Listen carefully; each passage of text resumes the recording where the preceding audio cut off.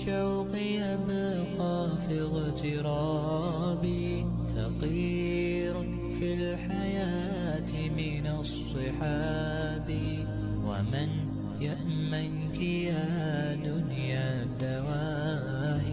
Senantiasa mentaati Allah, ibadah kepada Allah, mensyukurinya dengan amal-amal kebajikan, amal-amal salih. Terutama kita jaga ibadah wajib kita, terutama salat kita. Ini kalau yang paling penting dan prinsip dalam kehidupan kita. Karena masih banyak di antara orang-orang yang mengaku Islam, pada dasarnya mereka masih melupakan Allah, masih melalaikan ibadah salatnya. Padahal salat merupakan kunci kebahagiaan dalam kehidupan. Maka siapapun orang yang tidak memiliki kunci dalam kehidupannya, maka dia tidak akan pernah merasakan kenikmatan dalam hidup, kebahagiaan, ketentraman, dan kedamaian. Oleh karena itu para jamaah Bapak Ibu, di sini kami akan mencoba untuk menjelaskan secara detail, secara jelas, gamblang, berdasarkan nas di dalam Al-Quran dan Sunnah, di dalam hadis-hadis Nabi Muhammad SAW, maupun perkataan-perkataan para ulama salaf maupun khalaf, bagaimana terkait dengan bahayanya orang yang berani mereka meninggalkan sholat. Bahkan banyak ancaman-ancaman yang disampaikan oleh Allah dan Rasulnya kepada mereka yang berani mereka meninggalkan sholat. Para jamaah Bapak Ibu yang dimulakan oleh Allah SAW, diterangkan ada satu ayat yang kalau kita membaca ayat ini betul-betul bisa memberikan renungan bagi diri kita, bahwa ada di dalam keluarga yang dimana keluarga tersebut ada suami, ada istri, ada orang tua, ada anak, ada cucu mungkin keturunannya. Tapi yang terjadi apa Bapak Ibu? Ternyata keluarga ini telah menghancurkan kehidupannya, telah merusak kehidupan mereka, bahkan merugikan mereka semuanya, baik suaminya, baik istrinya, baik orang tuanya, ayah ibunya, ataupun anak, bahkan sampai anak cucunya. Apa penyebabnya para jamaah Bapak Ibu? Karena penyebabnya mereka telah meninggalkan perintah Allah. Mereka telah durhaka kepada Allah Subhanahu wa taala. Maka keluarga yang seperti ini kata Allah di dalam ayatnya surat Az-Zumar, surat yang 39, ayat yang ke-15 ya. Allah katakan, "Qul innal khasirina alladziina khasiru anfusahum wa ahlihim yaumal qiyamah. Ala dzalika huwal khusranul mubin." Katakan Muhammad kepada umatmu, sesungguhnya orang-orang yang rugi itu, kata Allah, orang-orang yang rugi, orang-orang yang binasa, orang-orang yang akan mendapatkan kecelakaan, penyesalan seumur hidup mereka. Bahkan nanti pada hari kiamat mereka pun akan mengalami penyesalan yang luar biasa dan tidak akan terulang kembali. Siapa mereka? Mereka orang-orang yang alladzina khasiru anfusahum wa alihim. Mereka yang telah merugikan diri mereka sendiri dan merugikan keluarganya. Perhatikan Bapak Ibu ya. Jadi mereka telah menghancurkan hidupnya dan juga menghancurkan keluarganya.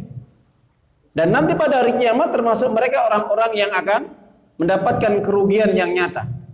Mereka akan menyesal, mereka akan binasa. Mereka akan mendapatkan siksa yang berat nanti pada hari kiamat di dalam neraka.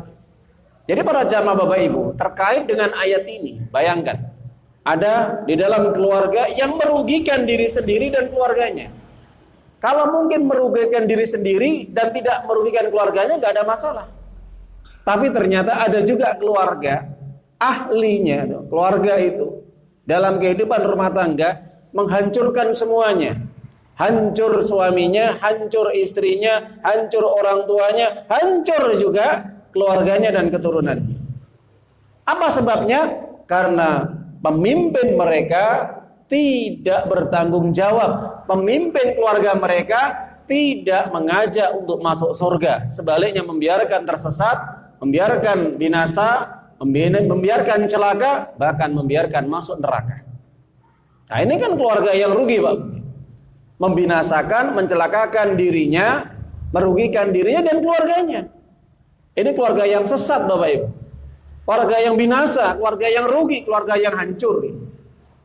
Jadi ada suami yang tidak pernah mengajak istri anaknya untuk ibadah sholat, tidak pernah mendorong mereka untuk ibadah pada Allah, mengajak untuk ke majelis ilmu, mendorong mereka untuk belajar ilmu agama, dan masih banyak lagi. Jadi seorang pemimpin dalam keluarga atau si suami tidak pernah mereka mengingatkan untuk ibadah kepada Allah. Ini keluarga yang rugi. Rugi untuk dirinya dan juga rugi untuk keluarganya. Coba bayangkan Bapak Ibu, kalau kita perhatikan ayat ini, tidak hanya satu orang yang celaka Pak Bu, tapi celaka semuanya. Tidak hanya satu orang yang rugi, rugi semuanya. Tidak hanya satu orang yang binasa, binasa semuanya. Satu keluarga, bahkan satu keturunan. Kira-kira dosanya seperti apa Pak Bu ini? Ini yang dinamakan dosa jariah seperti ini. Dosa yang bertingkat-tingkat. Dosa yang dia akan tidak hanya menanggung dirinya, tapi menanggung semua yang menjadi tanggungannya, keluarga yang dia pimpin, istrinya, anaknya, cucunya. Kenapa? Tidak pernah mengingatkan mereka, mendorong mereka, memerintahkan mereka untuk ibadah kepada Allah. Tidak pernah mereka mengajak istri dan anaknya sholat, mengingatkan istri untuk menutup aurat, berhijab. Tidak pernah mengingatkan anak-anaknya untuk menjaga sholatnya, apalagi ketika dengar azan, tidak mendorong mereka, mengingatkan mereka, menyuruh mereka untuk sholat ke masjid. Ini keluarga yang binasa, keluarga yang rugi Pak. Ya, makanya hati-hati para jamaah Bapak Ibu, apa yang disampaikan oleh Allah ini nanti pada hari kiamat akan nyata sekali. Banyak keluarga-keluarga yang hancur, binasa, menyesal mereka. Dari mulai anak keturunan mereka, dari mbah-mbah mereka, dari orang tua mereka. Kenapa? Karena orang yang diberi tanggung jawab oleh Allah, yang seharusnya itu dijalankan dengan sebaik-baik mungkin, ternyata amanah itu tidak diamalkan, amanah itu tidak dikerjakan dengan baik. Akan dimintai pertanggungjawaban di hadapan Allah. Maka persidangan Allah pada hari kiamat apa? Pada hari kiamat nanti persidangan yang akan diadili apa? Sholatnya. Jelas Bapak Ibu ya? Nah, jadi kalau ada satu keluarga nggak sholat, kira-kira celaka nggak ini? Binasa nggak ini? Satu keluarga nggak sholat, ada nggak Pak? Satu keluarga nggak sholat, suaminya nggak sholat, istrinya nggak sholat, anak-anaknya nggak sholat, bahkan cucu-cucunya pun nggak sholat Pak. Naudzubillah min dzalik Pak. Padahal apabila Nabi Muhammad SAW sampaikan dalam hadis Imam Tirmidzi dari Abu Hurairah radhiyallahu anhu, inna awwal hasabu bil abdu min amali salatuh. Pada hari kiamat pertama kali nanti yang disidang, persidangan Allah kepada manusia, kepada hamba-hambanya adalah tentang sholatnya. Jadi seluruh amal yang dikerjakan adalah sholatnya. Idza salahat atau fa'in salahat, apabila sholatnya baik, faqad anjaha wa aflaha, sungguh beruntung. Alangkah suksesnya, alangkah beruntungnya, alangkah bahagianya, alangkah nikmatnya. Mereka akan masuk surga karena sholatnya baik. Maka kalau sholatnya baik, semua amalannya juga baik. Wa in fasadat, kalau sholatnya jelek Pak Bu, jangankan kok mungkin dia sholatnya bolong-bolong, nggak sholat. Mungkin kalau masih bolong-bolong mungkin oke, tapi tidak sholat. Meskipun kadang-kadang bolong-bolong pun tidak akan diterima sama Allah, karena ini mempermainkan agama Allah. Wa in fasadat, kalau salatnya rusak, maka akan rusak semua amalnya yang dikerjakannya. Faqad khaba wa khasira. Khaba wa khasira. Salatnya jelek semuanya. Ya, puasanya jelek, sedekahnya jelek, silaturahminya jelek. Ya, semuanya tidak diakui sama Allah, tidak akan diterima sama Allah Subhanahu wa taala. Kenapa? Karena salatnya sudah tidak diperhatikan. Ya, ini orang-orang yang celaka, orang-orang yang rugi. Persis sebagaimana ayat Allah di dalam surat Az-Zumar tadi, ayat yang ke-15 surat 39. Nah, itu. Jadi hati-hati Bapak Ibu. Persidangan pertama kali pada hari kiamat itu hubungan kita dengan Allah. Setelah selesai hubungan kita dengan Allah terkait dengan ibadah salat kita, maka baru yang kedua persidangan antara manusia dengan manusia. Bagaimana sosialnya? Bagaimana hubungan dengan manusia? Pernahkah dia menyakiti orang lain, saudaranya, kerabatnya, tetangganya, jamaahnya? Kalau itu terjadi, maka di situ akan ada tuntutan masing-masing Pak Bu. Jadi hati-hati, jangan sampai kita meninggal dunia punya hutang. Dan hutang yang paling berat adalah mendolimi saudara kita. Jelas Bapak Ibu? Hutang yang paling berat yang akan dituntut pada hari kiamat tidak ada dirham, dinar. Sudah nggak berlaku lagi Pak Bu, daripada hari kiamat adalah apa? Mendolimi orang lain, atau mendolimi keluarga kita, atau mendolimi jamaah kita, atau mendolimi tetangga kita dengan lisan kita, ucapan kita, atau perbuatan kita. Jangan sampai terjadi kita membawa hutang, dan hutang nanti pada hari kiamat tidak ada tebusan kecuali amal ibadah kita yang kita tebus. Kenapa? Karena sudah nggak berlaku lagi nanti permintaan maaf. Pada hari kiamat nanti permintaan maaf berlaku nggak Pak Bu? Nggak bisa. Nggak ada ma'dzuratan andalik, nggak ada permintaan maaf. Ya, hati-hati. Kalau kita pernah mendolimi, segera kita minta maaf supaya dihalalkan perbuatan dosa kita, dimaafkan oleh mereka. Kalau tidak, nanti mereka akan menuntut kita. Sebagaimana juga mereka yang pernah mendolimi kita, kalau mereka enggak minta maaf, maka kita bisa menuntut mereka di hadapan Allah pada hari kiamat. Jelas Bapak Ibu ya? Para jamaah Bapak Ibu yang dimuliakan oleh Allah SWT, maka di sini kita akan mencoba mengupas bagaimana bahaya orang yang meninggalkan sholat. Maka di sini ada beberapa penjelasan-penjelasan yang diterangkan oleh Allah Ta'ala di dalam kitab Allah Al-Quran dan juga sunnah-sunnah Rasulnya Nabi kita yang mulia Muhammad Sallallahu Alaihi Wasallam. Yang pertama, bahaya bagi orang yang meninggalkan sholat. Perhatikan Bapak Ibu nggih, kalau bisa ditulis, kalau tidak nggak ditulis nggak apa-apa, direkam di mana? Direkam di mana Pak Bu? Direkam di otaknya ya. Kalau tidak bisa menulis atau tidak mampu menulis atau mungkin nggak ada keinginan menulis, nggak ada masalah. Nanti dari ceramah kita di YouTube nanti diulang-ulang lagi Pak Bu ya. Insyaallah nanti bab bahaya ancaman meninggalkan sholat nanti. Karena ini penting sekali. Yang pertama, bahaya di dunia. Ya, khatarun fid dunya, bahaya di dunia siapapun mereka yang berani meninggalkan sholat. Yang pertama, status mereka tidak diakui sebagai orang muslim. Status mereka tidak diakui sebagai orang muslim. Jadi Allah SWT jelaskan bahwa dikatakan orang muslim, orang mukmin, syaratnya adalah sholat. Itu yang prinsip Pak. Maka dijelaskan di dalam surat Al-Anfal, surat yang ke-8 ayat 2 sampai ayat 4. Innamal mu'minuna alladzina idza dzukirallahu wajilat qulubuhum wa idza tuliyat 'alaihim ayatu zadatum imana wa 'ala rabbihim yatawakkalun. Alladzina yuqimuna sholata wa mimma razaqnahum yunfikun. Ulaikamul mu'minuna haqqan lahum darajatun 'inda rabbihim wa maghfiratun wa rizqun karim. Apa kata Allah?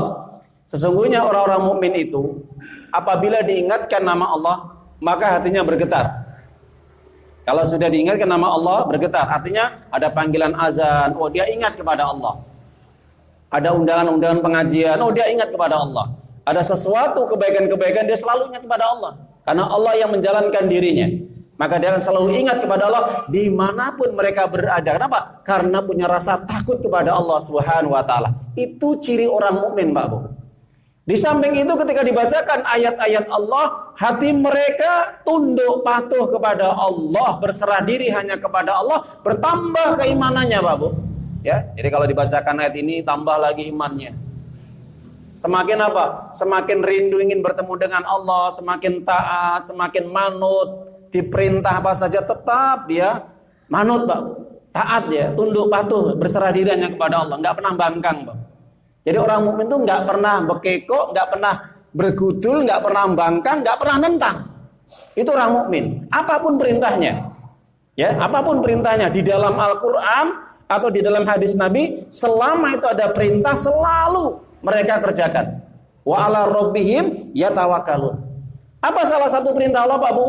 Dijelaskan dalam ayat yang ketiga, mereka yang senantiasa menjalankan sholat, mereka yang gemar berinfak, bersedekah, kalau punya harta, tidak kikir, tidak melirit. Itulah orang-orang mukmin yang sebenarnya Pak Bu. Perhatikan, orang mukmin yang sebenarnya. Kata-kata haqqan sebagai ismin taukid, penegasan Pak. Jadi Allah menegaskan di antara sifat karakter orang mukmin adalah selalu menjaga sholat. Itu mukmin yang sebenarnya. Saya tanya jenengan Pak Bu, ada nggak orang Islam yang KW? Halo, ada nggak Islam KW? Iya, kalau dalam bahasanya secara umum ada, namanya Islam KTP. Tapi tidak masuk dalam ayat ini. Allah tidak pernah mengakui orang yang Islamnya KTP. Islam KW, Pak. Hanya omon-omon saja, hanya ngaku-ngaku saja. Tapi diperintahkan sholat, nggak mau, dia nggak mau sholat. Jadi nggak masuk dalam ayat ini, jelas ya Pak Bu? Jadi mereka yang diakui oleh Allah sebagai orang muslim mukmin yang sebenarnya siapa? Mereka yang senantiasa menjaga sholatnya. Itulah orang-orang yang mendapatkan kenikmatan rezeki, derajat yang tinggi, diberi pahala yang besar, nanti pada hari kiamat dijamin masuk surga. Jelas Pak Bu? Jadi orang yang menjaga sholat 5 waktunya dijamin masuk surga. Dan kita tidak pernah dengarkan, kita dapatkan di dalam nas Al-Quran dan Sunnah, orang yang tidak sholat itu dijamin masuk surga. Tunjukkan satu ayat dan satu hadis. Kalau bisa ada, kita diskusi setelah kita ngaji nanti. Selama saya pelajari 30 juz, 114 surat, 6.225 ayat, tidak ada satu pun saya temukan ayat atau hadis Nabi yang mengatakan orang tidak sholat dijamin masuk surga. Mereka diangkat derajatnya, mereka diakui sebagai orang mukmin. Jelas Pak Mungkin? Ini pengetahuan kula nyun sewu, tapi itu oleh pengetahuan panjenengan. Makanya sebelum kita ngaji, kita persiapkan betul-betul materi ini yang betul-betul bertanggung jawab, kredibel dan ilmiah. Itu yang pertama, tidak diakui sebagai orang muslim atau orang mukmin, orang beriman. Surat Al-Anfal ayat 2 sampai 4 nanti dibuka lagi ya, surat yang ke-8. Bahkan Nabi menegaskan, pada zaman Nabi ada dua masyarakat Pak Bunggi, masyarakat mukmin dan masyarakat yang bukan mukmin alias kafir, atau masyarakat musyrik dengan masyarakat muslim. Cuman dua masyarakat. Yang masyarakat muslim mukmin mereka yang betul-betul menjaga sholatnya, sedangkan masyarakat yang tidak sholat mereka dianggap bukan masyarakat muslim atau mukmin. Itu zaman Nabi loh, zaman Nabi nih, saya tegaskan nih. Mana dalilnya? Riwayat dari sahabat Jabir bin Abdullah radhiyallahu anhu, Rasulullah SAW bersabda, bainar rujuli wa baina syirki wal kufri tarkus shalah. Yang membedakan antara kami orang-orang mukmin yang beriman dan muslim dengan mereka orang-orang musyrik dan kafir adalah meninggalkan sholat. Jelas Pak Mungkin? Hadis riwayat Imam Muslim.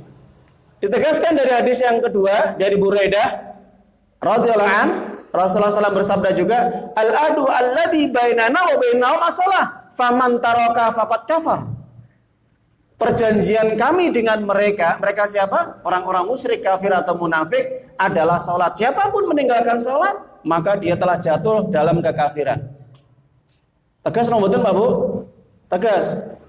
Ya, saya menyampaikan apa adanya niki. Hak niki. Hadis rawahu Imam Ahmad dan Tirmizi. Jadi perjanjian pada zaman Nabi yang membedakan orang mukmin dengan orang yang selain mukmin atau kafir musyrik adalah sholat. Yang tidak sholat mereka tidak diakui oleh Allah dan Rasulnya sebagai orang mukmin atau muslim. Meskipun masyarakat mengakui tetap muslim. Beda betul Pak Bu? Beda ya? Penilaian Allah dan Nabi dengan penilaian masyarakat umum beda jauh. Antara langit dan sumur. Kalau Allah itu menilai dengan syariatnya, dengan wahyunya dan rasulnya, sedangkan manusia menilai dengan akal yang tidak sehat dan hawa nafsunya. Banyak kesalahan dan cacatnya. Yang pertama. Yang kedua, bahaya meninggalkan sholat di dunia adalah statusnya tadi tidak dianggap sebagai orang mukmin atau muslim, maka digolongkan sebagai orang yang mempertuhankan hawa nafsunya. Ditegaskan lagi di dalam surat Ar-Rum surat 30 ayat yang ke-31 nanti dibuka Bapak Ibu nggih, surat Ar-Rum. Allah katakan munibina ilaihi wattaqu wa aqimus shalah wa la takunu minal musyrikin. Mereka yang bertobat dari dosa kesyirikan dan kekufuran, maka hendaknya mereka bertakwa kepada Allah, kembali kepada agama Allah, menjalankan semua perintah Allah dan menjauhi larangan Allah, dan hendaknya mereka menjalankan sholat. Jangan menjadi orang musyrik. Ini kata Allah loh nggih. Nanti dibuka surat Ar-Rum surat 30 ayat 31. Munibina ilaihi wattaqu wa aqimus shalah wa la takunu minal musyrikin. Mereka bertobat dari kesyirikan, dari kekafiran, dosa-dosa besar ini Pak Bu nggih, pembatal iman Islam ini. Hendaknya mereka bertakwa kepada Allah, menjaga agamanya. Perintah Allah semuanya dikerjakan, larangannya ditinggalkan, dan jangan lupa kata Allah, mereka hendaknya menjaga sholatnya. Kerjakan sholat dan jangan kembali menjadi orang musyrik. Jelas Bapak Ibu nggih?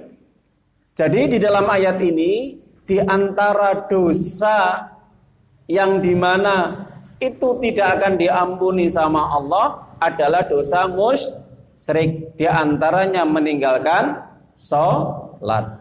Jelas Bapak Ibu? Nah ini yang pertama. Yang kedua, semua perbuatan kebaikannya tidak diterima sama Allah kalau dia sudah meninggalkan sholat Pak Bu. Sedekahnya nggak diterima, silaturahimnya tidak diterima, berbakti kepada orang tuanya nggak diterima. Wah bisa Ustaz? Iya. Haji umrohnya berapa kali nggak diterima karena sudah meninggalkan sholat. Karena prinsip Pak Bu, sholat itu prinsip dasar pokok keimanan.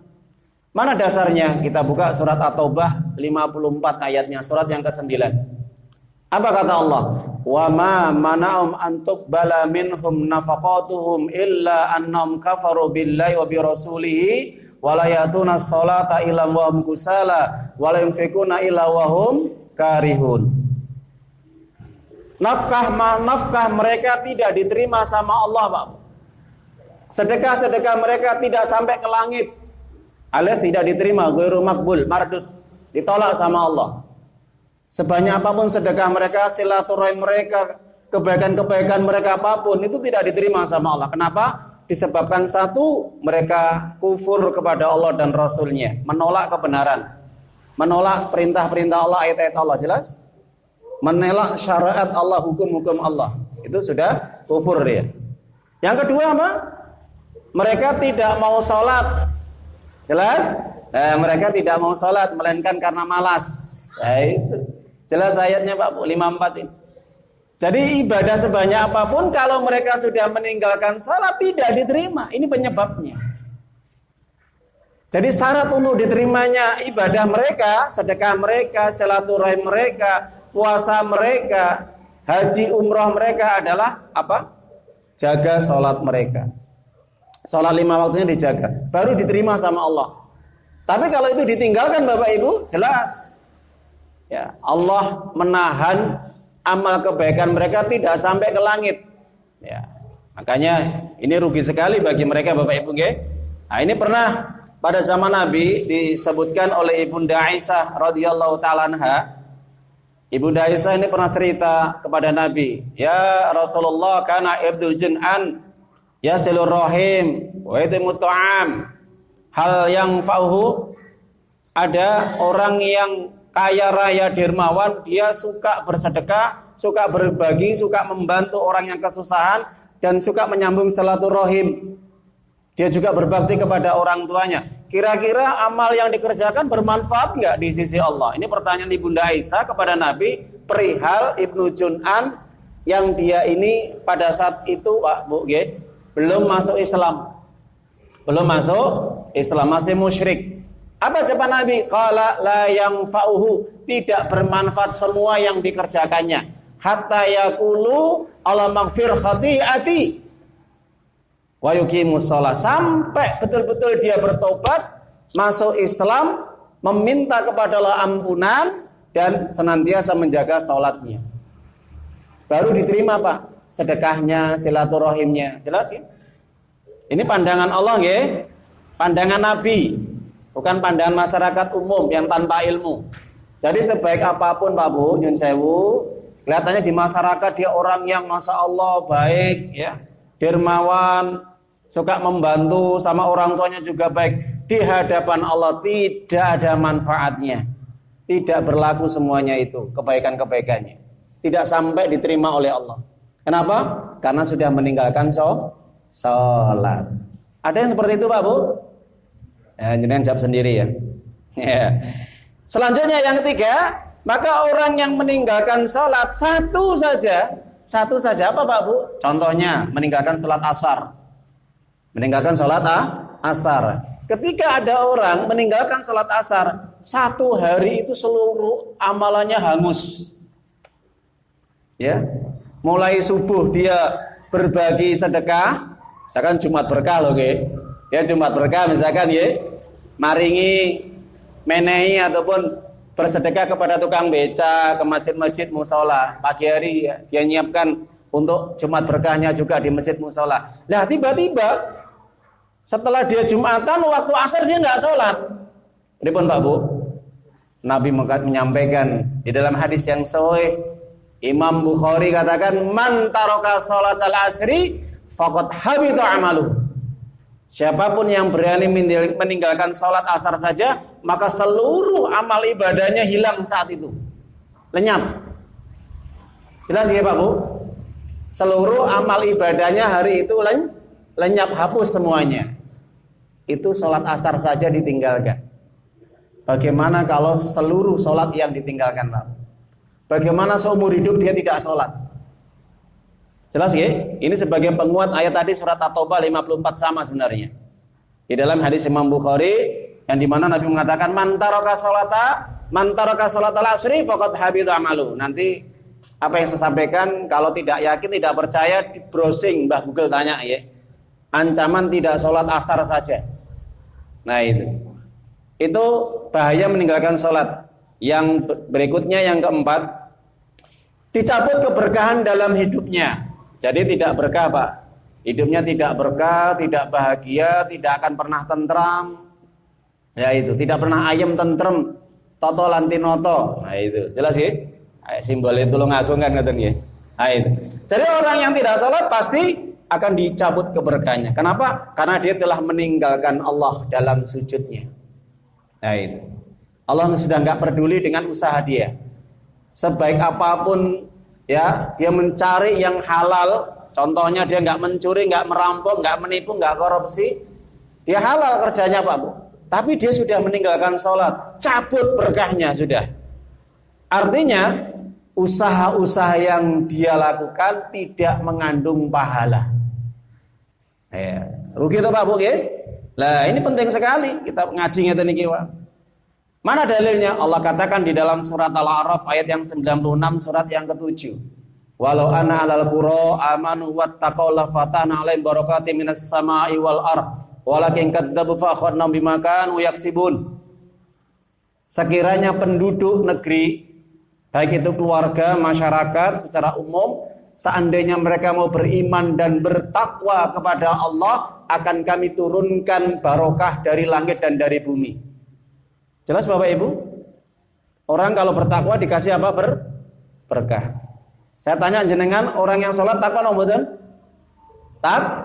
Takwa. Menjalankan perintah Allah. Sekarang saya tanya jenengan, orang tidak sholat takwa atau mboten? Halo? Takwa? Tidak. Orang tidak sholat tidak takwa. Gak ada satupun mengatakan orang sholat itu orang yang bertakwa. Kenapa? Ciri orang bertakwa adalah bagaimana mentauhidkan Allah dan menjaga sholat 5 waktu. Itu takwa Pak. Dan menjalankan semua perintah Allah. Tidak ada satupun yang ditinggalkan. Nah, maka walakin kadzdzabu fa akhadnahum bima kanu yaksibun. Akan tetapi mereka telah mendustakan ayat-ayat kami. Artinya mereka tidak mau bertakwa. Ya sudah, kami siksa mereka. Berkahnya dicabut. Nah itu. Jadi orang yang tidak sholat tidak ada keberkahan di dalam hidupnya. Milani pula jenengan kepanggih, misalkan contoh dia orang yang jelas nggak sholat, ya, tiba-tiba kemudian dia usaha, jenengan doakan, mugi-mugi berkah, nggak boleh. Semoga Allah berikan hidayah jenengan. Ya, dia jelas ngaku nggak sholat 5 waktu, dia sendiri nggak mau sholat, nggak boleh kita doakan semoga Allah berkahi kamu, nggak boleh Mas. Jadi keberkahan, keselamatan, kebaikan khusus bagi orang yang muslim, mukmin, taat kepada Allah dan bertakwa. Enggak boleh. Semoga panjenengan diberkahi itu enggak boleh, Pak. Bagi orang yang tidak sholat. Bagaimana doanya? Mugi-mugi panjenengan paringi hidayah. Ya, Allahumma yahdik. Bahasa Arabnya Allahumma yahdik. Hadakumullah ta'ala. Semoga Allah berikan hidayah panjenengan. Semoga jenengan tobat. Ya. Baru kalau dia sudah sholat baru barakallahu fikum, mugi-mugi panjenengan paringi barokah. Jadi keberkahan, keselamatan itu hanya diperuntukkan bagi mereka yang taat. Assalamualaikum warahmatullahi wabarakatuh. Doa 3, keselamatan, rahmat dan berkah khusus bagi mereka yang siapa Pak Bu? yang sholat. Jadi orang dikasih keselamatan, keberkahan dan rahmat mereka yang sholat. Mana dalilnya Ustaz? Surat Ar-Ra'd ayat 22 sampai 24. Walladzina sabaru wabtiga wajhi rabbihim wa aqamus shalah ila akhir ayat. Ayat yang ke-24 ditutup salamun alaikum bima sabartum fa ni'ma uqbadar. Orang-orang yang sabar mengharap wajah Allah dan mereka senantiasa menjaga salatnya. Mereka masuk surga dan dikatakan oleh para malaikat, selamat kamu, sejahtera hidupmu, penuh rahmat dan keberkahan disebabkan karena kamu sabar. Sabar apa Pak Bu? Menahan diri, tidak mencela takdir yang buruk, pasrah, legowo, nrimo ing pandum dari semua yang Allah berikan, baik yang jelek maupun yang baik, tetap menjaga salatnya. Jadi nggak boleh. Bahkan sebagian ulama dari kalangan mazhab Ahmad, orang tidak sholat nggak boleh Pak Bu, menjawab salamnya nggak boleh. Tegas. Ibnu Taimiyah, Ibnu Qayyim Al-Jauziyah, Muhammad bin Abdul Wahhab itu memberikan penjelasan yang tegas. Bahkan sampai ulama sekarang, Syekh Shalih Utsaimin, Syekh bin Baz, Syekh Fauzan bin Fauzan, orang yang tidak sholat bagaimana ketika salam? La wala taqul bisalam. Jangan kamu jawab salamnya. Ya, orang tidak sholat nggak boleh jawab salamnya, Pak. Apa? Iya, kalau misalnya kita menjawab cukup waalaikum, boleh. Ya. Kenapa? Karena tadi di atas statusnya bukan orang muslim. Kata siapa Pak Bu? Kata para ulama ahli hadis, ahli tafsir. Bukan kata kula nggih. Nanti bisa dibuka bukunya, saya ada 10 kitab yang saya pelajari Pak Bu. Nanti bisa dibaca semuanya. Di perpustakaan itu ada juga kitab-kitabnya. Kalau malas membaca ya cukup saya jelaskan nggih. Itu kalau malas ya. Baik, yang selanjutnya bahaya orang meninggalkan salat adalah dianggap generasi masyarakat atau orang yang atau keluarga yang sesat. Ya. Jadi orang tidak salat apa Pak Bu? Dianggap generasi masyarakat atau orang yang sesat. Mana dalilnya Pak Bu? Buka surat Maryam surat yang 19 ayat 59. Apa kata Allah? Fa khalafa mim ba'dim khalfun adaa'us salat wa tabusawat fa sawfa yalqauna ghayya. Akan datang generasi yang menggantikan generasi yang baik. Generasi yang datang, generasi ini bejat Pak. Generasinya rusak. Nah, kita lihat para pemuda-pemudi ini, jadwalnya sholat maghrib, sholat isya, nggak sholat sampai subuh, bangkong karena begadang. Apalagi sholat duhur panas, sholat asar males capek. Sudah, ini generasi rusak Pak Bu. Apa penyebabnya? Ada sholat, mengabaikan sholat, meninggalkan sholat. Wattabu sawat, karena mengikuti hawa nafsunya. Makanya ayat ini disampaikan oleh Imam Syafi'i, orang yang tidak sholat telah mempertuhankan nafsunya, bukan mempertuhankan Allah. Jelas Bapak Ibu?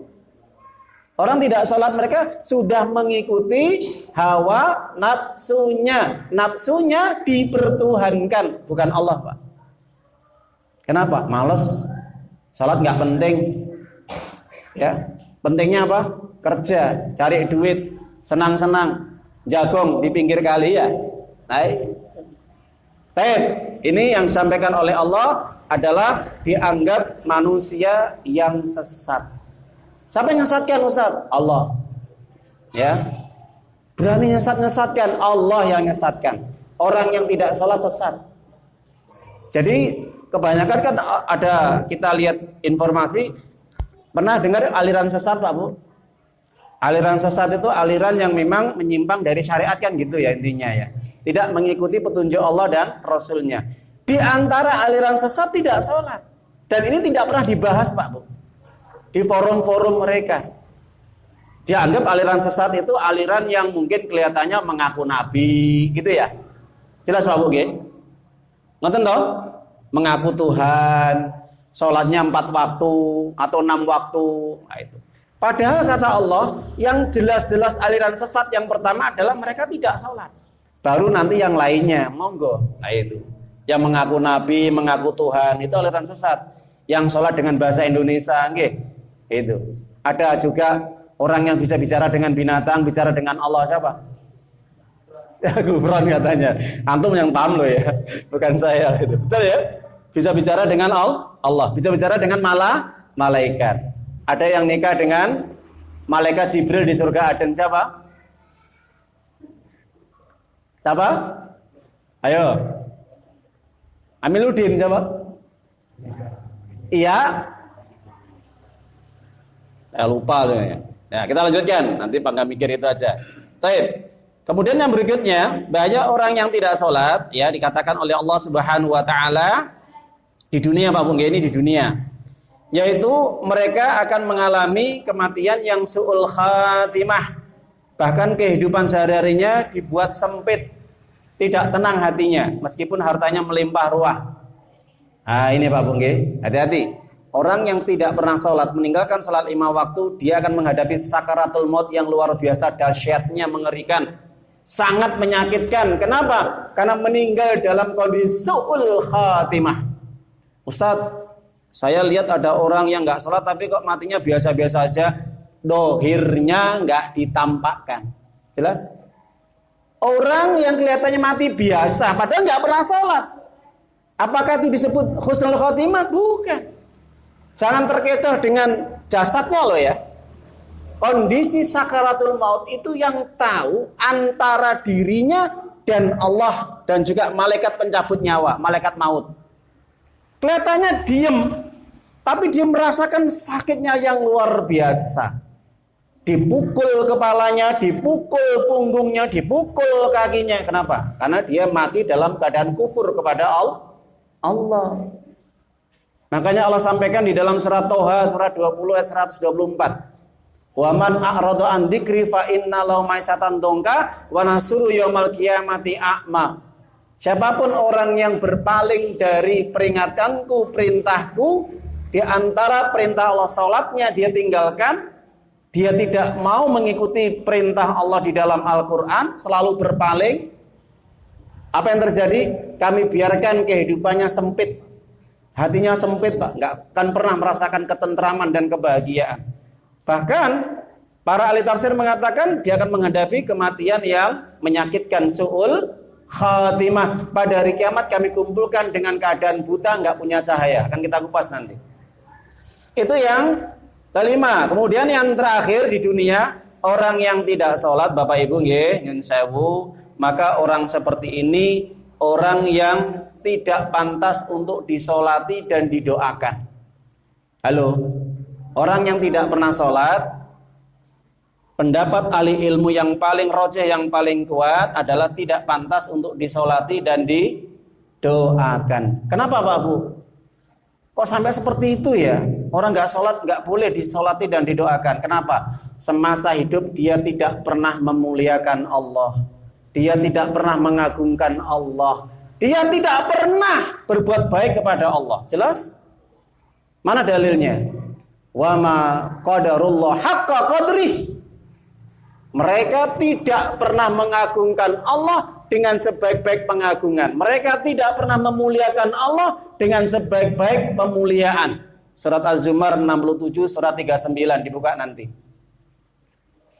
Dan orang yang tidak sholat, mereka tidak pantas untuk didoakan dan disolati, Pak Bu. Mana dalilnya? Surat At-Taubah 84. Coba, ini kalau kita belajar Quran ini, ya, penting sekali ini kandungannya, Pak Bu. Okay? Apa kata Allah? Wala tusalli ala ahadim minhum mata abada wala takum ala qabri innahum kafaru billahi wa rasulihi wa matu hum fasiqun. Hai Muhammad, jangan sekali-kali kamu menyolati di antara mereka yang mati selama-lamanya dan jangan mendoakan di atas kuburan mereka selama-lamanya. Kenapa? Semasa hidup mereka tidak pernah memuliakan Allah dan mengagungkan Allah, tidak pernah sujud kepada Allah. Matinya fasik, keluar dari ketaatan kepada Allah. Jelas Bapak Ibu? Asbabun nuzul ini untuk siapa? Ayat ini turun untuk siapa? Ayat ini turun kepada gembongnya orang munafik Abdullah bin Ubay bin Salul. Di dalam tafsir Ibnu Katsir. Saya tanya Pak Bu nggih, Di dalam sejarah pada zaman Nabi orang munafik salat apa mboten? Halo? Salat apa mboten? Salat. Orang munafik salat Pak Bu. Orang munafik puasa. Orang munafik ya sedekah. Orang munafik juga jihad. Bayangkan. Tapi kok dilarang Ustaz? Kenapa kok nggak boleh nyolati mereka dan mendoakan mereka di atas kuburan mereka? Karena orang munafik dalam hatinya membenci Nabi dan membenci syariat Allah, membenci Al-Quran. Coba Pak Bu, ya perhatikan ya. Ayat ini menyatakan secara dohir orang munafik salat mboten? Salat. Puasa mboten? Puasa. Buka sejarahnya. Nggak ada orang munafik yang nggak salat Pak Bu. Mana dalilnya Ustaz? Surat An-Nisa 142. Surat yang keempat, innal munafiqina yukhadi'unallaha wa huwa khadi'uhum idza qamu ila sholati qamu kusala yura'una an-nasa wa la yadhkuruna illa qalila. Orang-orang munafik itu menipu Allah. Allah membalas tipuan mereka. Ketika mereka sholatnya dengan riya karena kemalasan mereka. So, sholat. Orang munafik sholat Pak Bu, tapi riya, pamer supaya dilihat, supaya diperhatikan. Itu orang munafik. Tuh, jelas ngomongin ayatnya nih. Mau lagi ayatnya. Oke, surat Al-Maun, surat 107 ayat 4 sampai ayat 6. Fawailul lil musallin alladzina an sholatim sahun alladzina hum yuraun. Celaka bagi mereka yang sholat. Loh, Ustaz, yang sholat kok celaka? Kenapa? Perhatikan ayat selanjutnya. Dijawab sama Allah. Orang yang sholat celaka, tidak akan masuk surga, masuk neraka wail. Kenapa? Lalai dari sholatnya, suka mengakhir-akhirkan waktunya Pak Bu. Jadi kalau waktunya mau mepet itu baru sholat dia. Sedangkan sholatnya cepat kayak burung mematuk makanan. Orang seperti ini kata Allah sholatnya juga pamer Pak Bu. Kalau banyak orang sholatnya dipanjang-panjangkan, diapi-api ini diindah-indahkan. Tapi kalau nggak ada orang sholatnya cepat, Allahu Akbar, sami Allah liman hamidah. Sholatnya kayak nutuk, culit gitu. Itu sholatnya orang munafik. Hati-hati nggih. Nah itu, bergelombol ke susu. Nah itu. Orang yang tergesa-gesa sholatnya, tidak tumakninah, tidak khusyuk, celaka sholatnya. Dan suka mengakhirkan waktunya hampir habis. Sholat tapi celaka. Terus ayat ini untuk siapa Bapak Ibu? Untuk orang munafik. Makanya orang munafik aja masih sholat. Sama Allah tidak boleh disolatkan. Karena menipu Allah, menolak syariat Allah, membenci apa yang Allah turunkan. Dzalika bi annahum karihu ma anzalallah fa ahbata a'malahum. Surat Muhammad surat 47 ayat yang ke-7, nanti di ayat yang ke-4, ayat yang ke-9, maaf. Ya, itu nanti dibuka. Yang demikian itu mereka membenci apa yang Allah turunkan dari Al-Qur'an, dari hadis Nabi. Maka Allah menghilangkan semua amal mereka. Jelas nggih? Itu orang munafik. Orang munafik saja tidak boleh disolati, apa gerangan orang yang tidak pernah sholat. Jelas napa mboten Pak Bu keterangan kula?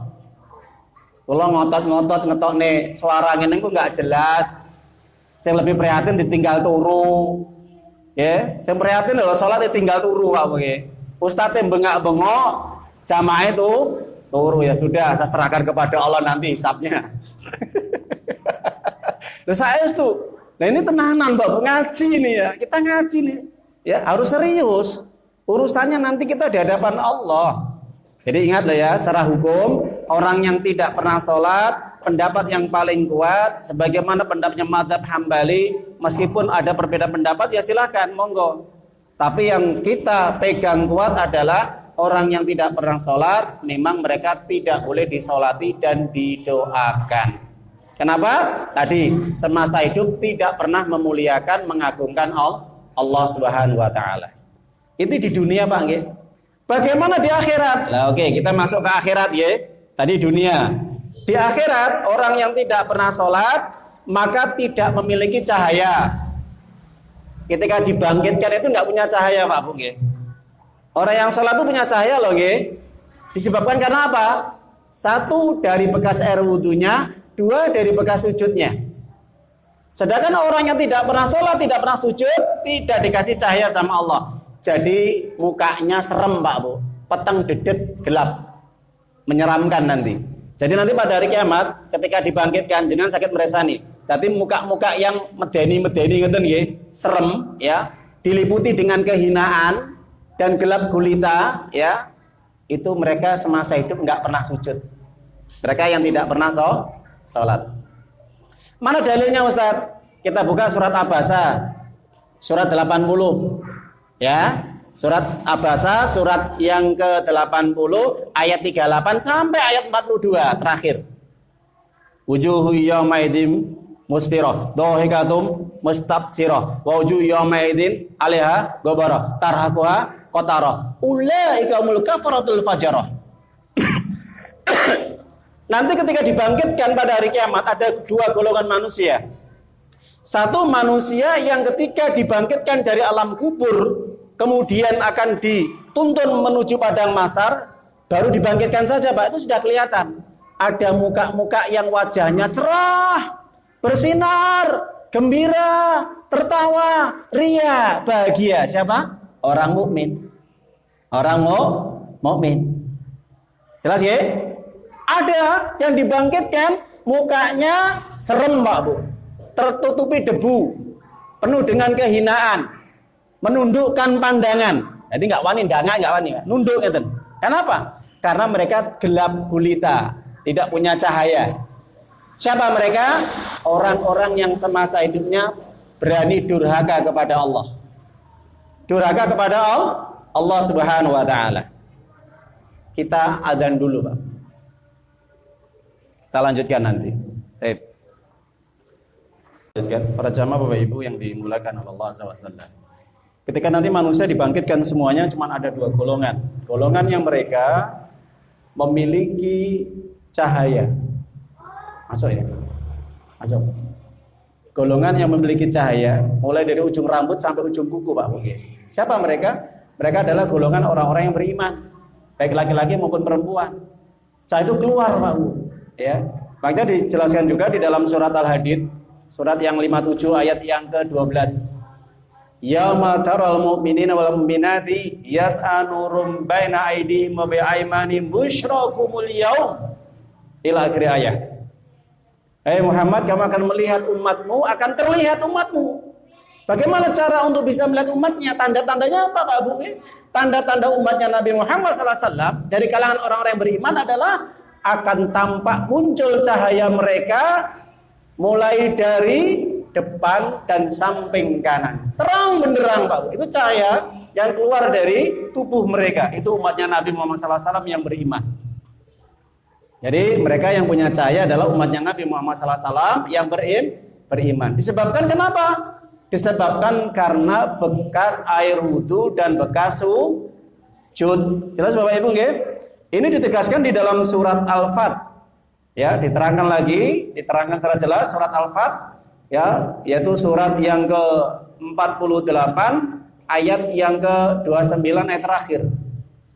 Allah sampaikan di dalam surat Al-Fat ya bahwa Nabi Muhammad SAW menyampaikan tentang perihal orang-orang yang nanti akan terlihat cahaya mereka bekas sujudnya, maka disampaikan oleh Allah Ta'ala di dalam surat Fat ya. Tadi surat Fat ayat yang terakhir 29 ini ya.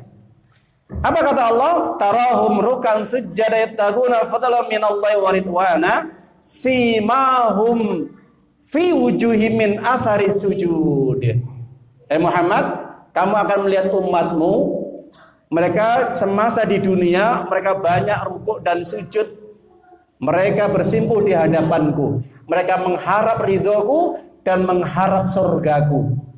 Tampak di wajah mereka bersinar disebabkan karena bekas-bekas sujud mereka. Jelas Bapak Ibu? Ya, surat Al-Fat surat yang ke-48 ayat yang ke-29 ayat terakhir, nanti dibaca di rumah ya. Jadi di antara penyebab wajah mereka, badan mereka, rambut mereka, kuku mereka, kaki mereka semuanya bercahaya terang benderang di hadapan mereka dan samping kanan mereka. Kenapa? Min atharis sujud, bekas sujud. Mereka banyak rukuk dan banyak sujud alias menegakkan sholat 5 waktu dengan tertib semasa hidup di dunia. Masya Allah. Dijelaskan di dalam hadis Imam Muslim Dari Abu Hurairah radhiyallahu an, Rasulullah SAW bersabda, "Inna min ummati yud'auna yaumal qiyamah min atharil wudu." Nanti pada hari kiamat akan dipanggil umatku, Pak. Yang pertama kali umatku yang dipanggil siapa? Mereka yang semasa hidup banyak menjaga air wudunya. Mereka senantiasa menjaga air wudunya untuk dikerjakan sholat. Nah, orang seperti itu kata Nabi Muhammad SAW, pada hari kiamat mereka dipanggil oleh Allah. Panggil Muhammad, umatmu mereka yang banyak sujud, banyak ruku, ya. Min atharil wudu, karena bekas air wudunya mereka kelihatan bercahaya. Masya Allah, jelas ya Pak Uli. Jadi mereka yang nanti pada hari kiamat dibangkitkan dalam kondisi bercahaya bersinar wajah mereka, ujung rambut sampai ujung kuku, disebabkan karena banyak mereka berwudu, menjaga air wudunya, dan senantiasa mereka menjaga sholat 5 waktunya. Itu di akhirat kelak kelihatan Pak Boge. Jadi mereka yang tidak wudu itu nanti mereka kelihatan serem, gelap gulita, dipenuhi dengan kehinaan. Setelah dibangkitkan, maka mereka kemudian diarahkan ke pengadilan Allah. Saat itu Allah menyampaikan kepada mereka, seluruh manusia, perintahnya Allah pertama Pak Boge, suruh mereka sujud di hadapanku. Wah, dites sama Allah. Nanti kita pada hari kiamat ya, ketika setelah dibangkitkan, kemudian digiring ke padang mahsyar, kita dikumpulkan jadi satu, dites sama Allah. Suruh mereka sujud wahai para malaikat. Sujud. Ya, orang-orang mukmin sujud Pak Bu. Ada enggak yang bisa sujud? Ada enggak mereka yang enggak bisa sujud? Ada. Semasa hidup mereka yang enggak pernah sholat itu enggak bisa sujud Pak. Jadi ketika mereka mau sujud di hadapan Allah, ini punggungnya ini kaku Pak, keras. Jadi nggak kena ditekuk, nggak bisa ditekuk untuk sujud itu nggak bisa. Akhirnya Pak, malu Pak di hadapan Allah dan seluruh manusia. Bayangkan, nanti ada golongan yang dipermalukan di hadapan Allah, di hadapan seluruh makhluknya Allah, di hadapan malaikat, di hadapan jin, di hadapan manusia. Siapa mereka? Semasa hidup yang tidak pernah sujud, tidak pernah menempelkan kening hidungnya ke tempat sujud. Turun surat Al-Qalam, surat yang ke-68 ayat 42-43. Yauma yukshafu an saqi wa yad'auna ila sujudi fala yastati'un absaruhum ya khasyiatan absarum tarakum dillah wa qad kanu yad'auna ila sujudi wa hum salimun. Perhatikan dua ayat ini Pak Buge, nanti dibuka di rumah. Surat Al-Qalam, surat 68, ayat 42-43. Nanti pada hari kiamat ketika betis disimkapkan, ketika mereka diseru, diperintahkan untuk bersujud, mereka tidak mampu untuk bersujud. Dan pandangan mereka menunduk ke bawah diliputi dengan kehinaan. Kenapa? Semasa di dunia mereka sehat, tapi disuruh sholat mereka tidak mau. Jelas Bapak Ibu? Padahal Allah katakan sudah. Ketika mereka sehat, seger buger, suka nge-gym, suka fitness, ya, lari sampai 1-2 kilo kuat, sepedahan ya sampai 50 kilo kuat, tapi berangkat ke masjid itu 100 meter nggak kuat Pak Bu, ya, melangkah kakinya. Ada nggak itu? Nggak kuat Pak. Akhirnya ketika nanti pada hari kiamat disuruh sujud nggak bisa sujud karena punggungnya ini kaku ya, nggak bisa digerakkan. Tujuannya apa? Tarhakum dillah, supaya hina mereka di hadapan Allah dan seluruh makhluknya. Kemudian pada hari kiamat nanti orang-orang yang tidak pernah sholat, mereka nanti akan memasuki neraka khusus, namanya apa Pak Bu? Neraka sakor. Ada neraka sakor, itu neraka yang akan dihuni bagi orang-orang yang tidak pernah sholat. Neraka kan ada 7 ya, surga ada 8. Di antaranya neraka sakor ya. Ketika orang-orang tidak pernah sholat, setelah mereka digiring, maka mereka dibiak sama Allah. Nah, kelompok yang tidak sholat kemudian digiring menuju neraka. Mereka yang menjaga sholat 5 waktunya digiring ke surga. Maka ketika orang tidak sholat digiring ke neraka, para penjaga neraka sakor, para malaikat zabaniyah itu bertanya, ma salakakum fi sakor? Apa yang menyebabkan kalian kok masuk ke neraka sakor ini? Apa? Ya? Apa sing mbok lakoni kok iso-isone mlebu neraka sakor? Ini neraka yang paling panas sekali di antara neraka-neraka yang lain, Pak Bung. Apa jawaban mereka yang tidak sholat? Qalu lam naku minal musallin. semasa hidup kami tidak pernah sholat, kami seakan-akan tidak mau tahu Pak, padahal kami sehat dan mampu. Baik. Bayangkan Pak Bu, jadi orang yang tidak sholat masuk neraka sakor. Naudzubillah min dalik. Yang terakhir Bapak Ibu, nanti di akhirat orang yang tidak sholat itu tidak akan pernah mendapatkan syafaat dari Nabi. Jelas? Nabi tidak berhak untuk memberikan syafaat dan memang sama Allah tidak diizinkan. Beda mereka yang mungkin masih suka minum, masih zina, makan riba, sabung ayam, dosa-dosa besar. Tapi mereka masih sholat 5 waktu dijaga. Itu masih ada harapan untuk diberi syafaat Pak Bu. Lu mantarkan Kanjeng Nabi bisa. Kenapa? Karena nanti pada hari kiamat ada 2 orang mukmin. 1 masuk surga tanpa hisab, 2 masuk surga tapi masuk neraka dulu. Siapa mereka? Kelompok yang kedua, Jahanamiyun, mantan-mantan orang mukmin yang pernah disiksa di neraka, ya. Kemudian dientas, dikembalikan ke surga, ya. Ada diangkat. Mereka orang yang semasa hidupnya banyak dosanya, Pak. Ya, dosa-dosa molimo lah. Suka menghujat, suka memfitnah, suka adu domba, suka minum, sabung ayam, judi, zina, membunuh, merampok, korupsi. Tapi mereka masih menjaga sholat 5 waktunya dan mereka tidak berbuat syirik kepada Allah dengan syirik yang besar, mentauhidkan Allah. Ini mereka akan dikeluarkan dari api neraka. Dari apa? Syafaatnya Nabi. Nabi mengatakan dalam hadis Imam Baihaqi, syafaati ummati min ahlil kabair. Syafaatku nanti pada hari kiamat yang terakhir berlaku bagi mereka yang masih melakukan dosa-dosa besar semasa hidup di dunianya. Jelas Bapak Ibu? Jadi ada syafaat Nabi terakhir ini ya, mereka yang dientas dikeluarkan dari neraka. Kenapa? Ahli tauhid. Mereka adalah muwahhid ahli tauhid. Semasa hidupnya masih menjaga sholat 5 waktunya dan tidak pernah menyekutukan Allah. Ini masih ada harapan masuk surga, Pak. Dan mereka masuk surga terakhir. Nah ini. Jadi orang yang disiksa di neraka itu adalah mereka yang masuk surga yang terakhir. Jelas Bapak Ibu ya? Oke. Maka Allah katakan di dalam surat Al-Mudaththir, surat yang 74, ayat yang ke berapa? 48. Nanti dibuka Bapak Ibu ya. Surat Mudaththir 74, 48. Fama tanfa'hum syafa'atu syafi'in. Syafaat yang diberikan oleh Allah, para malaikat dan orang-orang beriman dan para nabi mereka tidak berlaku bagi mereka. Siapa? Famalahum anit tadhkirati mu'ridin. Mereka yang semasa hidup berpaling dari perintah Allah. Mereka semasa hidup tidak mau sholat, salah satunya. Tidak berlaku syafaatnya Pak Budi. Makanya kalau kita diundang syukuran, akekoan, mantenan, ada kan MC mengatakan mudah-mudahan kita semua yang hadir ini dapat syafaat Nabi. Amin. Kan ada nggih? Atau pas tahlil Yasin, mungkin kita sedaya pinaringan syafaat saking Kanjeng Nabi Muhammad SAW. Amin kan gitu. Amin yang sholat dapat syafaat, yang tidak sholat tidak dapat syafaat. Silakan kalian aminkan. Ingat ya, karena Nabi sudah tidak diizinkan untuk memberikan syafaat bagi mereka yang semasa hidupnya tidak pernah sholat. Selesai Bapak Ibu. Syafaat malaikat ada, syafaat para nabi ada, syafaat orang tua ada, syafaat anak juga ada, syafaat orang-orang mukmin juga ada. Jadi banyak syafaat nanti pada hari kiamat. Tinggal milih kita nanti.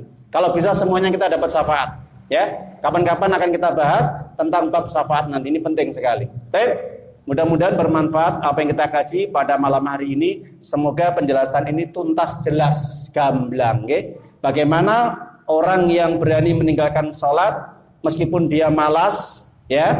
Kalau dia malas tidak mau sholat karena alasan capek, alasan repot, sibuk dan yang lainnya, itu semua tidak akan diterima sama Allah Subhanahu wa taala. Allah enggak butuh apapun alasan kamu. Allah hanya butuh sebagai bukti ketundukan ketaatan dirimu kepadanya.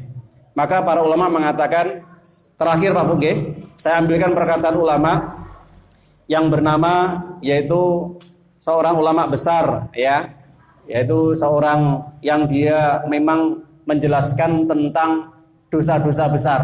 Nah, maka di sini dikatakan bahwasanya tidak ada kesombongan yang paling besar melebihi kesombongan iblis kecuali orang yang tidak pernah sujud di dalam hidupnya.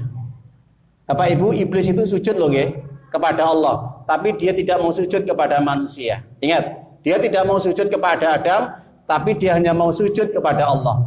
Iblis sombong napa mboten? Sombong napa mboten iblis? Penduduk neraka napa mboten?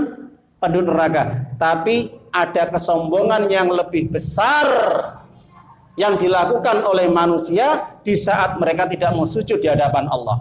Makanya iblis nanti pada hari kiamat heran dengan manusia yang semasa hidupnya nggak mau sujud kepada Allah. Itu iblis heran, Pak Bung. Karena iblis mengatakan semasa hidup aku selalu sujud kepada Allah, tapi satu saja aku membangkang, saya tidak mau sujud kepada Adam. Kenapa? Aku lebih mulia daripada Adam. Aku diciptakan dari api, Adam dari tanah. Jelas Bapak Ibu?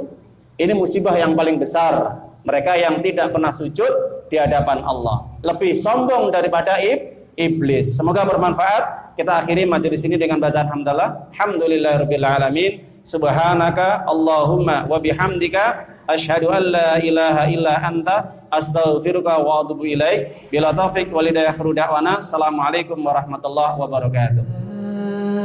Ayyuhalladzina amanu ittaqullaha haqqa tuqatih wa la tamutunna